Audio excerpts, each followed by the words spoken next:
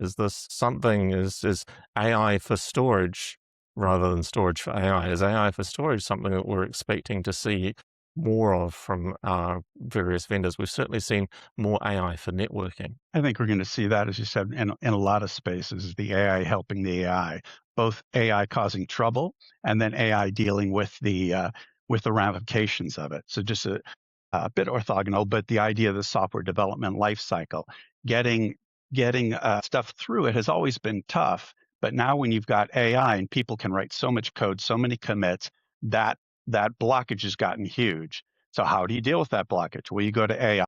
So I think whether it's security, whether it's software development, whether it's storage or networking, you have to fight AI with AI or help AI with AI. And actually, now that you have, just as before we had content aware storage, right? As we have storage and other parts of the infrastructure become more AI aware, AI friendly, if you will, you know, uh, allowing agents, for example, once we talk about agentic AI, uh, let's say we now have agents integrated into the platforms, that becomes much more efficient. And basically, right, we get components that can actually resolve issues on our behalf and make it again a better ROI on the whole investment to begin with. Do you think we'll be seeing some things that help customers who are feeling the pain of the high cost of storage and memory? We've seen massive increases in the cost of both SSD and RAM, both vital components of any storage system. Are you expecting to see some innovation from vendors, or is it a little too soon to have seen that level of innovation in response to what is a pretty rapidly developed change in the economics of building storage? And I was just going to say, all of a sudden, memory is the bottleneck. It used to be GPUs.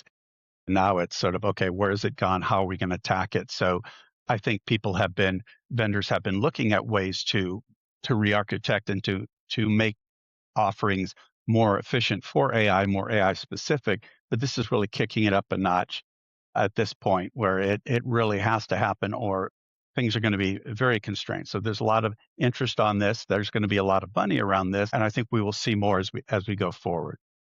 And I think we're already seeing some of the innovations start to take some shape. I've encountered a few different companies and startups that are looking at creative ways of using RAM and essentially between RAM and caching and looking at how to essentially use a less footprint and extend things into, say, for example, DRAM and SSD.